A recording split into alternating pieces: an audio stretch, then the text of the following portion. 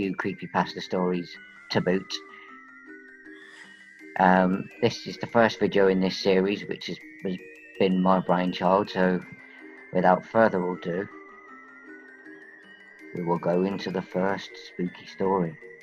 And who wants to take the reins on this? Why don't you go first, Danny? Okay, so the first story is titled Creepy Bra Comment Guy at Walgreens Touched Me and Followed Me Home.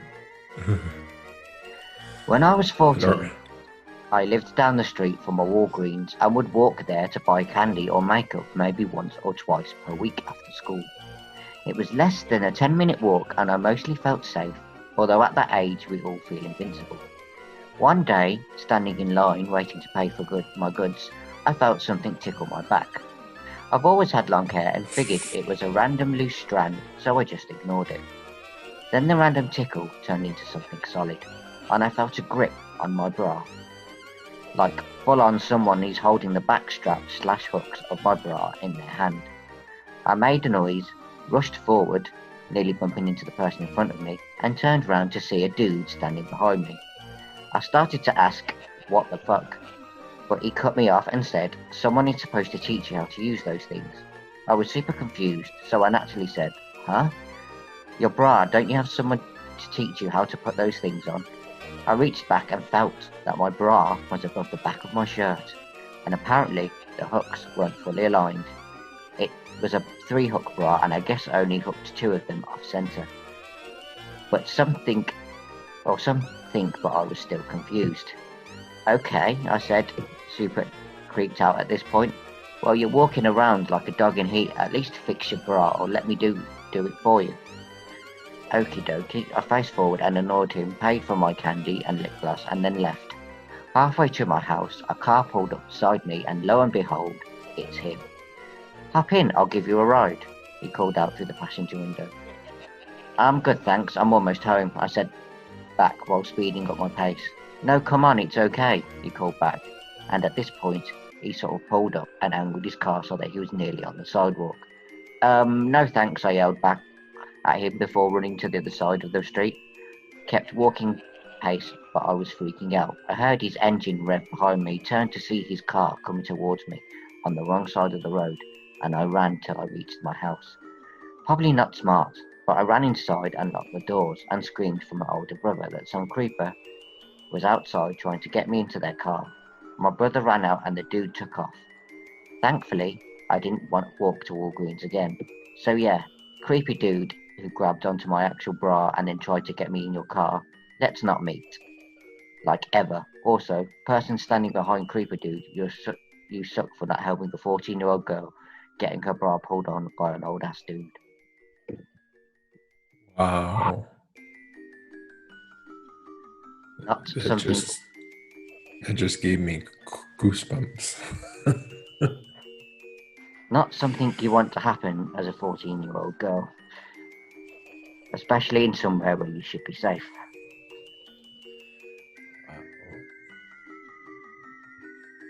That's now, creepy. We ramp up the spooky factor by going to Joe. Yes. And I have a 4chan post that was written, that was posted to the 4chan board on November of 2014. And it's titled, Turns Out It's Way Harder to Strangle Someone to Death Than It Looks on the Movies. This post was accompanied with the pictures of a strangled woman, and when users questioned the poster, he simply replied with, quote, check the news for Port Orchard, Washington in a few hours. Her son will be home from school soon. Sure enough, the body of Amber Copland, 30, was discovered by her son after he got home from school later that same day. Copland's murderer and live-in boyfriend, David Kollick, 33, took Copland's car to evade police. Kollick was subsequently apprehended after a lengthy police chase and was charged with first-degree murder. He is still awaiting trial. I was home on winter break when it happened, making chemistry flashcards in front of the TV. Is that a completely different story you're reading out there? I don't know, is it? I think it was only the first paragraph that mentioned what you just read. Oh, I apologize. I'm sorry. It's okay. It's easy to get confused when they're all on the same page. Yes, they're not sectioned off. Pardon me. Yes, I had come across that story before on many a list video about posts on YouTube, and it's a rather creepy site where people can do that, post stuff like that, and dangerous things that lead to dangerous consequences. Sends a shiver down one's spine.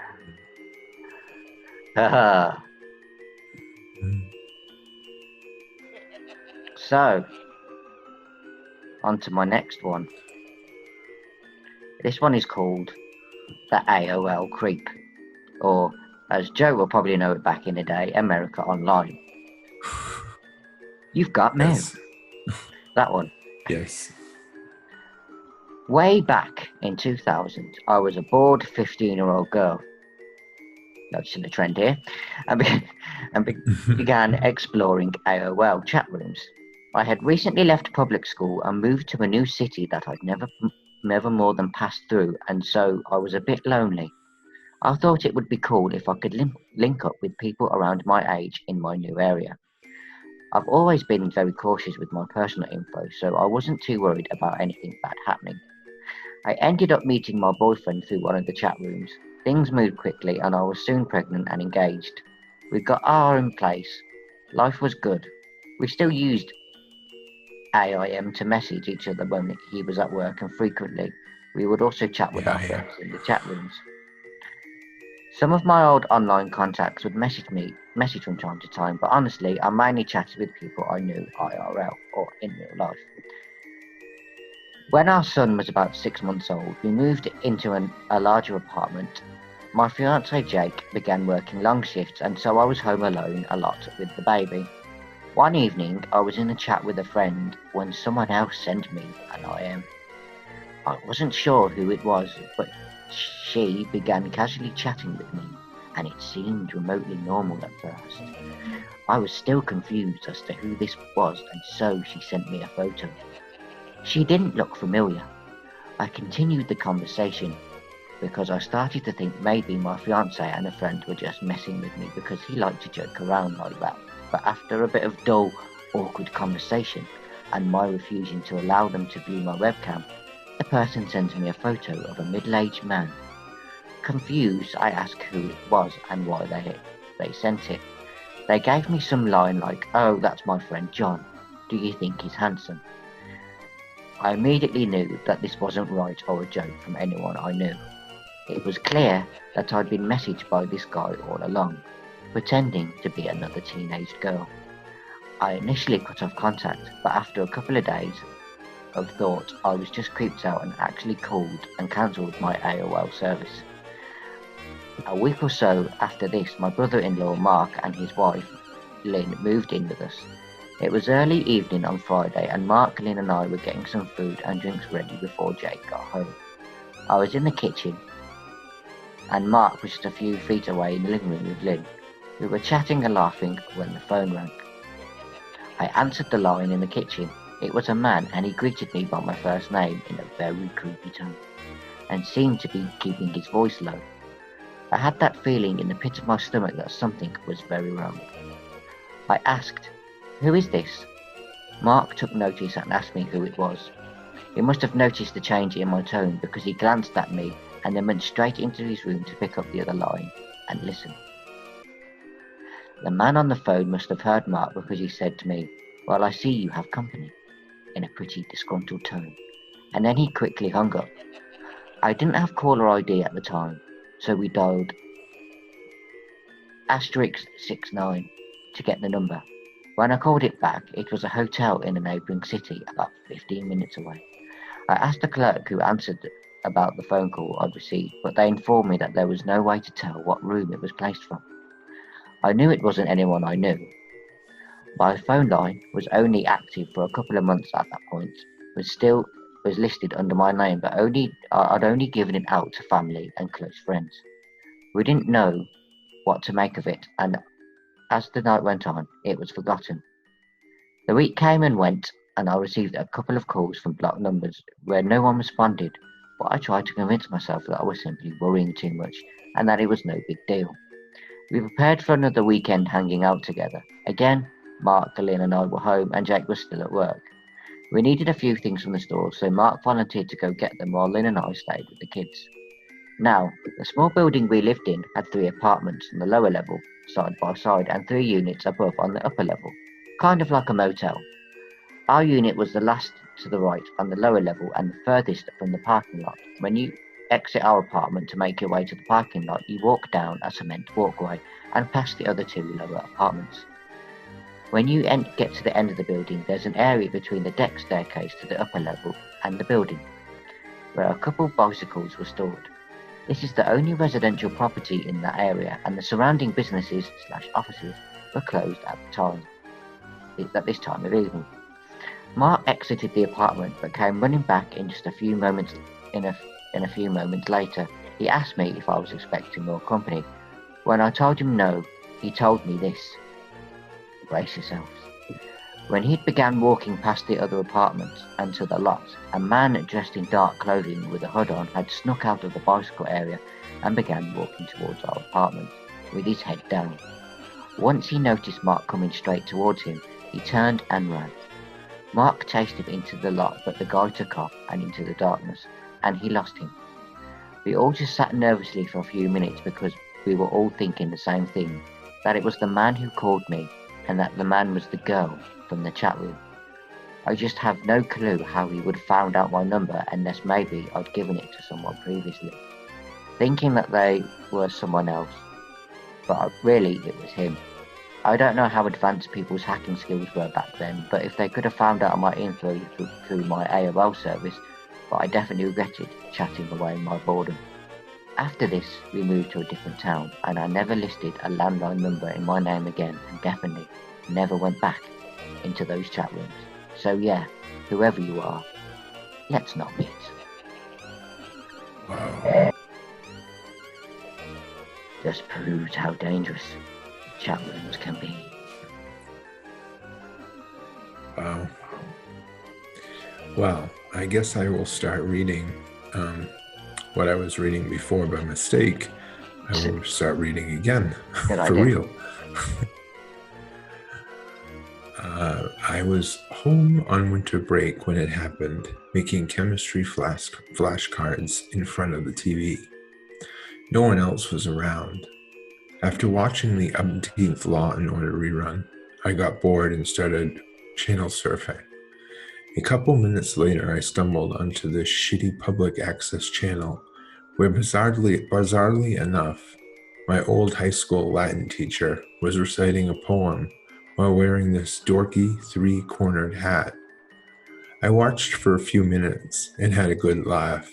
I remembered him as a pretty serious guy, not the sort of person who'd embarrass himself in public like this, when suddenly there was this staticky crackle and the screen cut to this multicolored test pattern. Before I had time to change the channel, there's another crackle and this weird cartoon shows up on the screen. The animation style was detailed, but kind of jiggly and rough. It reminded me of those old anti-drug PSAs. Anyway, it seemed normal enough at first. An ordinary-looking middle-class family eating breakfast together at a round kitchen table. There was a mom with an old-fashioned hairdo, a dad, 2 cherub-faced kids, a boy and a girl, all very Norman Rockwell.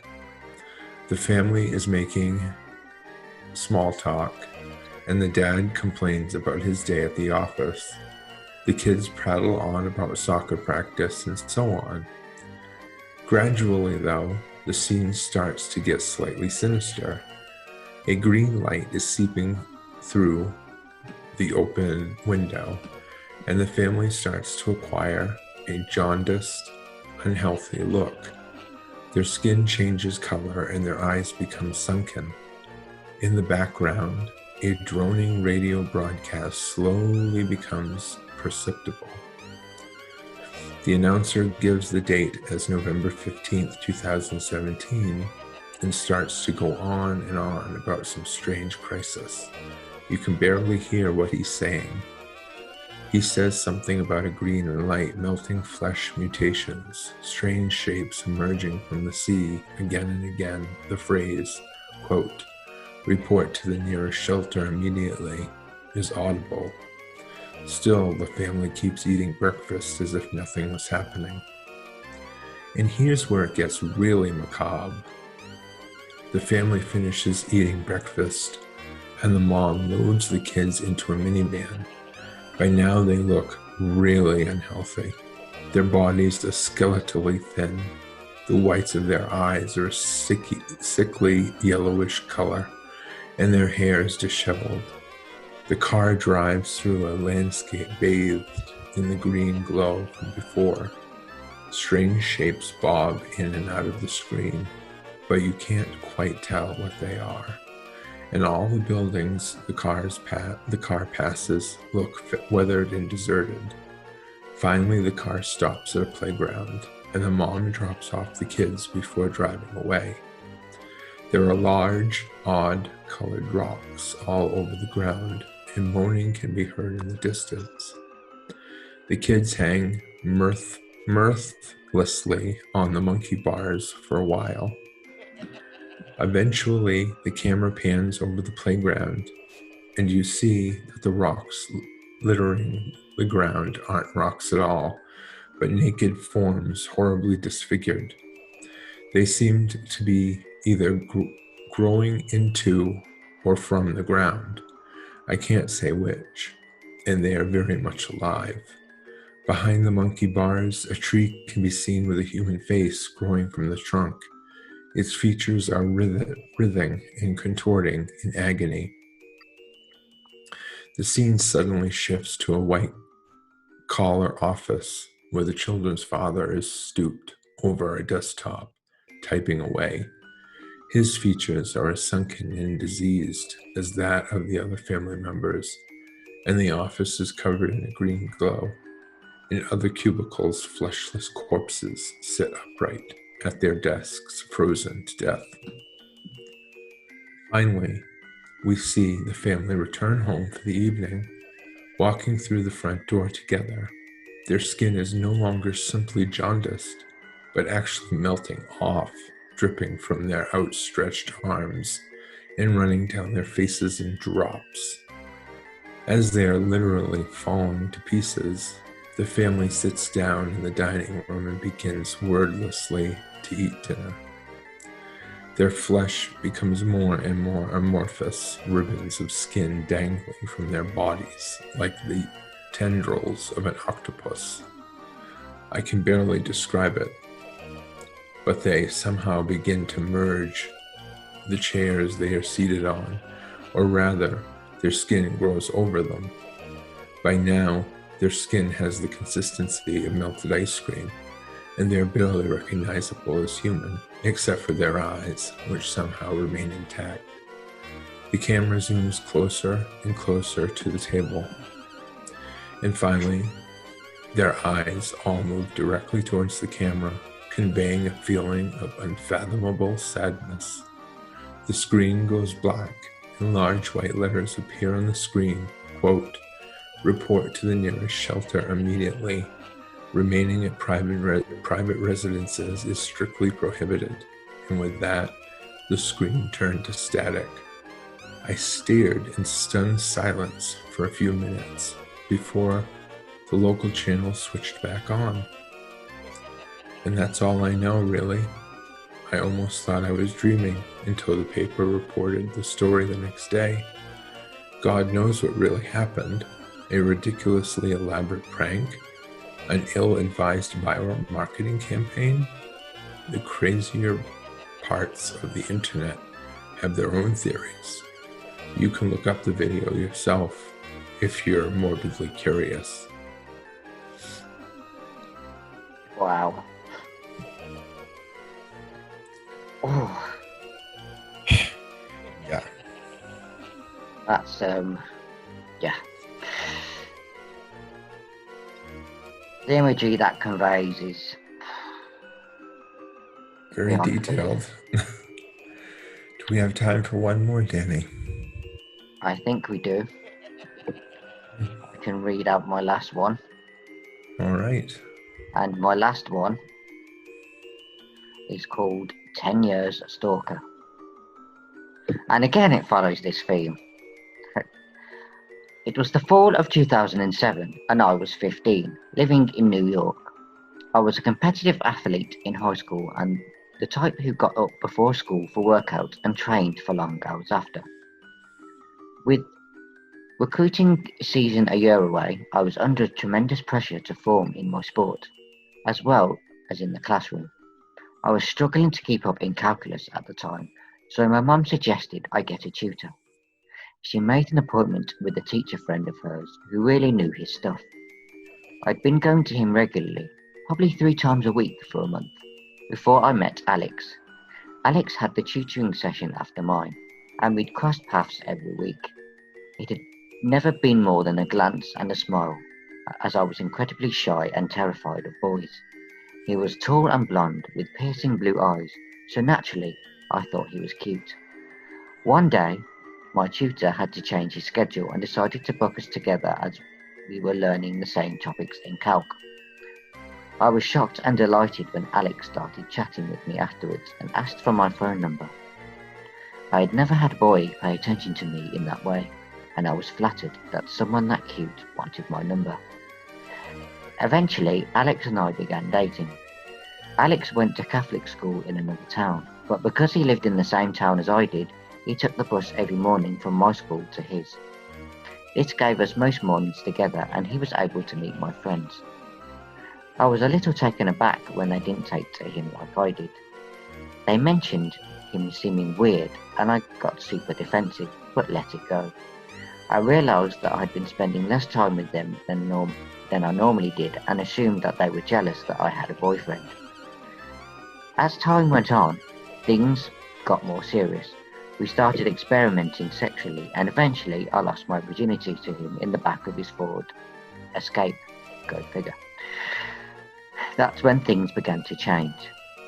While Alex and I always talked regularly, he started getting over the top about staying in contact with me. He would make me stay on the phone with him all hours of the night until eventually my mum started taking my phone before I went to sleep. This relationship also started taking a toll on my athletic career. I was too tired to spend my extra time training and started skipping my practices to see him, driving 30 minutes each way to his school. Eventually, my friends sat me down and told me how unhealthy this relationship had become. I had isolated myself from them, and my entire free time was spent with him. At this point, I wanted so badly to end the relationship. I had fallen out of love with Alex, and college applications were approaching. I had been scouted by no less than 10 colleges, and my plan was to attend Brown, my dream school. Alex's obsession with our relationship had taken a huge toll on his grades, and Brown wasn't going to be an option for him. I remember when I told him that that was where I was planning on going, and he freaked out, saying he would never get in there and begging me not to go. At the time, I was also recruited by the University of Illinois. Alex applied there in hopes that I would ditch Brown and go to Illinois with him. That was the final straw for me. I ended things for good with Alex, assuming that would be it. Because Alex would take the bus from my school to his every morning, I still had to see him. I remember walking into school past him and his classmates who took the bus with him, and some of his guy friends yelled, "Slut," and "whore" at me. Apparently he had spread a rumour that I had cheated on him with a bunch of guys and then ended it with him. I ignored it until I started getting Facebook messages from random people at his school. I spent months getting nasty messages from guys at his school accusing me of having STDs and telling me I was going to get gangbanged by his friends. Eventually, I had to delete my Facebook because it wouldn't stop. I think deleting my Facebook was what set off the stalker tendencies for Alex. He wasn't able to see my face online, so he started calling me non-stop and sending desperate AIM messages telling me he loved me. While this was going on, I was the favourite to win the high school championship in my sport. I'd gone undefeated all season. Alex ended up showing up while I was competing for the championship, and I saw him there. It shook me so badly I ended up losing the title. I was furious and heartbroken. I ended up picking up his call, and that came that night and screamed at him, telling him never to contact me again. That's when the threats began. I got a call a few nights later from Alex after he texted me he had something important to tell me. Stupidly I answered. He began to tell me how he was going to kill me. He was going to show up at my house when my parents were at work with rope and a knife and make me suffer like I'd done to him. I started to cry, and he eventually went on to say he was going to get me before I went into school because he knew exactly where I parked every morning and my parents were never going to find me. At this point, I had decided to record what was being said and had it taped on my phone. I hung up once I felt he said enough. The next morning, I went into school extra early, much earlier than I figured he'd be there. I showed my advisor the recording, who then called my mum. I remember feeling a deep-rooted shame as my mum listened to the recording, like I had done something to bring this on myself. My advisor was so alarmed by the recording, he advised me to go to the police. This day still feels surreal to me. My mum and I sat in the police station all day explaining the story of my relationship with Alex and how it got to this point. The police then drove to his high school and arrested him while he was in class. The trooper on the day though was when I went out to bring food back to the police station for my mum and I, and pulled into the station at the same time as the car holding Alex did. I saw him in cuffs, and he indeed looked like he wanted to kill me. Post-arrest, I got a restraining order against Alex, and was sent to a mental institution for a short while. He ended up breaking the RO on more than one occasion. I contacted the police, but they didn't think it was cause to do anything. I think it's important to note that Alex's family were wealthy and had a name in the area, so it wouldn't have surprised me if that's why they brushed it under the rug. I ended up attending Brown and had to inform them of the RO and let them know that Alex should not be allowed on campus. It's been over 10 years since this happened, and I still continue to receive friend requests and phone calls for him on occasion. I recently moved across the country from where this occurred. I finally feel safe now that I am far from where he lives, but anytime I get a blocked call or a text from a number I don't know, a thought goes through my head that it's him. It's safe to say that this experience has completely changed who I let into my life and who I choose to date. Alex, let's not meet again. Wow. There's too many creepy people out there. It just shows you don't know, you never know what people are really like and who to trust out there. Yeah. And on that note, this premiere episode and rather spooky episode of The Dark Round comes to a close. And if you enjoyed it, please like and subscribe. I have been Danny. And I have been Joe. And a word of warning. Please don't have nightmares.